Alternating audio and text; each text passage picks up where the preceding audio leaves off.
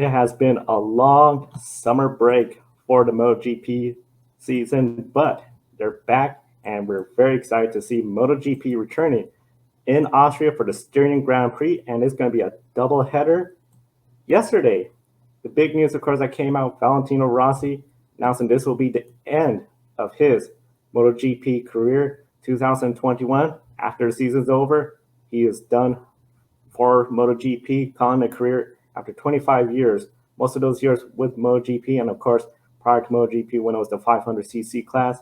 The Doctor of MotoGP has had a great career. One point was rumored to go to Formula One early on in the 2000s, but he stuck with MotoGP.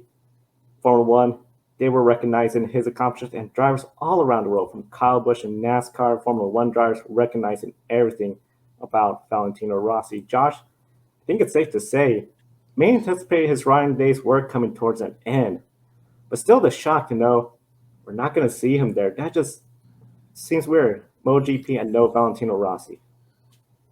Does not compute. Just doesn't compute. I was sat there in the press conference on my monitor up here in the comms box, and we all knew as soon as it was announced that there would be an exceptional press conference as well. We all knew what the news was going to be. Valentino Rossi retires, and as a 7-time Premier Class champion, 9-time champion overall, as you can see there, 363 Grand Prix starts, 89 wins, 199 podiums. Everybody is now willing him to get to 200, to get up there as well. 55 pole positions as well.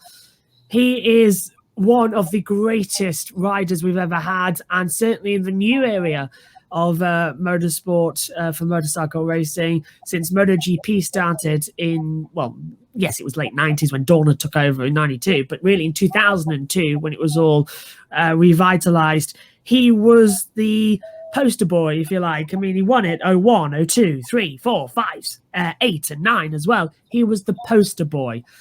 And he's had an amazing career.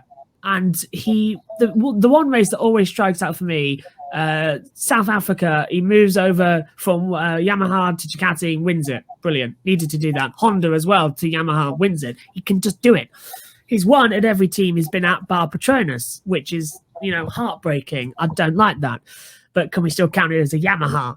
Because I think that's what the history books are going to show. Not to see Rossi on the track in 2022 is disappointing. I mean, he's 42 years old, born in 1979. He's one of the oldest riders to ever compete in MotoGP to this age as well. Most people retire at the age of 35. It's not completely goodbye. It's goodbye for him racing in MotoGP, but he's got his new VR46 team coming in for next season. He's going to be racing a Ferrari in the World Endurance Championship as well in the GTE Pro category. So we'll still see him around, which is great news. So it's not completely goodbye for Valentino, but I've put a tweet out as well saying that the crowds and the race at San Marino is just never, ever, ever going to be the same again. And I can tell you the moment he decided to retire, it wasn't this year. I think it was actually last year's Austrian Grand Prix when he was literally just riding around and through goes Morbidelli's bike right in front of him, because we saw in that red flag period, he sat there in that garage and he was shaken, and I've never seen him visibly shaken, and he had to take a deep breath. So I think this has been on the cards since last season. Yeah, that crash last year was so scary to think now he's riding for that team this year after Frank Morbidelli's teammate. And of course, rumor is Morbidelli might be Quartararo's teammate next year in the factory Yamaha. And of course, with Morbidelli there, that means he'll be teamed up again with Fabio Quartararo, who replaced Valentino Rossi last year in that Yamaha team. We've seen Maverick Vinales, rumors he's not going to be there. That's where Franco Morbidelli could be coming in. Now, this long summer break, Fabio has been the points leader most of the season. Essentially, after that first race where he finished 5th, he's been just strong. And all those questions, from especially last season when he started really strong and then sort of flamed out, people were asking, can he continue racing at the top level, getting podiums, getting wins? And so far, he's been doing that. All those questioning him, they sort of been quiet. But now, after this long summer break, Fabio Quartararo doesn't win or secure a podium in this race, do you think those concerns, those discussions will again come back? Or is he at a level where those questions really don't have any merit anymore? They always have merit. They always do, because no matter how high of a rider you are, there's always a fall. And we saw that with Pedrosa, we saw that with Lorenzo, we saw it even with Marquez last season after he tried that comeback after damaging his shoulder. We saw it most of all with Valentino Rossi as well, continuing on for so long as he has. Fabio's an interesting one. Last year, it was coming into the season, everybody expected it's going to be Marc Marquez. He's the favourite to win the title. Then he had that crash, and Quartararo won the opening 2 races at Jerez as well. It threw everything out, and we saw Quartararo lead early on, and then, as you say, towards the second half of the year, he began to drop away, and he had a few incidents as well. He couldn't get the bike working, couldn't get the team working with him. Vinales was being difficult with him as well. We remember qualifying, I think, at the Styrian race, actually, where there was an order of how to go out in the pit lane. Vinales jumped it, similar to how Hamilton and Bottas fight. They were fighting as well. Mia last year as well was the consistent one and snuck up on him and got him at the end of the year. So I think Quartararo went over the winter break, looked at everything and thought, right, I've got a bike under me that can win. I've got a team around me that I can mold into my shape. I'm the new flesh blood in here as well. We've got Vinales, who was already going to go anyway by the end of this year. His contract was up, and he decided himself to, cut that axe quickly. And he just said, carry on with the execution, and off he went. Quartararo now is in a prime position to win the championship. Marquez is back, but not in full motion as well. The Ducatis seem to be up and down every weekend. We've got Miller up there as well, looking good. Bagnaia sometimes is quite quick, but then again has silly mistakes, i.e. Italy. The Pramacs are quite quick. There's no real leader at the front. The only one you can see are the 2 Yamahas, which have won races this year. Looking at it as well, Quartararo, Doha, Portugal, Italy in the last race in the Netherlands. Vinales won in Qatar and Catalonia. So that's a strong bike. So yeah, if Quartararo doesn't win this year, I think there has to be a serious discussion about whether or not he is up for this, because this is his best possible shot at a title. He's young, he's fit enough as well. He's the same age as me, actually. In fact, he's a day older than me. So I speak with a bit of bias towards him there, because us April lot have got to stick together. But I really am hoping that he can bring home this title, because he's such a nice guy and he really, really is a great, great racer. Great racer. I know when he posted that picture of him and Valentino Rossi when he was a child, that was really cool. And the big thing, I think you bring it up, this is his shot. He has, it seems like everything going his way.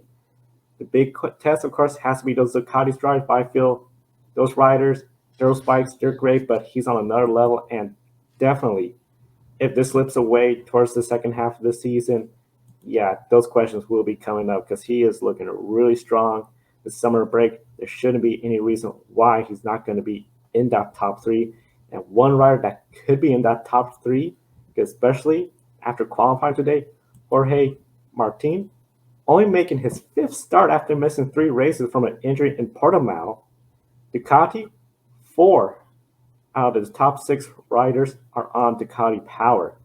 But the big wild card, and that is the weather. It is very unpredictable in Austria, but we're seeing it. It is just rain forecasted around the near 90% level of precipitation. So it could be a wet race. And we know those Ducatis have the horsepower advantage.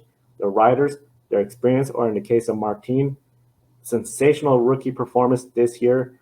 Does the rain play at a disadvantage to those Ducati riders? And which drivers do you think will gain the most if we have a wet race tomorrow? Yeah, the rain is the great equalizer, especially more in MotoGP. And we've seen as well, the weather forecast has been building up for the past couple of days. And it was even raining at the end of qualifying today as well.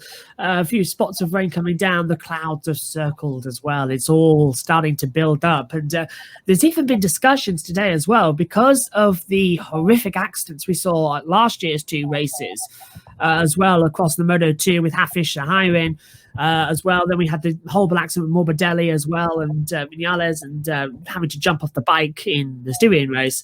It's a high-speed circuit. It's a dangerous circuit. The riders don't want to attempt it if it is slinging it down with rain. So there is a discussion about a possible washout and what happens if that is the case, like we saw a couple of years ago at Silverstone. I've been hearing rumours that if the race cannot be taken part on the Sunday, it will take part on the Monday. The reason that didn't happen at Silverstone a couple of years ago is because all the equipment had to be moved for the race a week later. This race here in Austria, it's the same next weekend, so we can run the race on Monday as well. That's how serious they're thinking this weather could be as well. I remember a couple of years ago we had a Saturday washed out because of the weather. So yeah, it's a very interesting situation that the riders have got to be careful at. It's a fast track as well. 10 corners. Realistically, there's only 7 of them for motorcycles. There's even less for cars. They've got to be very careful. They've got to be very, very safe. And with the rain coming in, to get back to the second point of your question, Ducati have got a great whole shot device to get off the line. It doesn't really work well in wet conditions, as we saw when they were debuting it last year. My prediction remains the same for the guy I know can race in the wet, and that is Marquez. We saw what he did in Germany in mixed conditions. He was able to come through and take the victory. We saw back at the French Grand Prix as well in that flag-to-flag race. He led most of the race until he dropped off at the last corner at Recruitment. So yeah, Marquez is one to watch tomorrow. He starts 8th on the grid. He started 9th, I think, at the French Grand Prix and still led it. So yeah, Ducati, not going to stand a chance in the wet. Honda might finally win at the Red Bull Ring. Finally, after about 5-6 years. Yeah, it's surprising. Honda, it's been such a long time since they won there, and with the rain, I had to say it was Marc Marquez, definitely on top of my list of Ducatis. Jack Miller, we saw him in Germany. He was up there running good, but at the end, I think it's going to come down to Marc Marquez, especially he is starting in the top 10, starting 8th. So I do see potentially him coming up towards the front. And of course, the MotoGP race, 8 a.m. Eastern, and early, very early for the West Coast, 5 a.m. start time. And we encourage everyone, be sure to comment with who you think will win the race in our pick winner. If you're outside the top 10, double the point for your first correct guess in Pick a Winner. Don't be an anonymous investor. Join the stock market social media platform public.com. Invest any amount of money and share with friends and new friends. Discover new opportunities such as new companies and potential business partners and useful tools for beginners, and share your experience with friends on public.com. Link in the video description gets you $5 for being a Grid Network viewer. Use the referral code GRIDnet for your free $5 to invest and start investing and networking on public.com.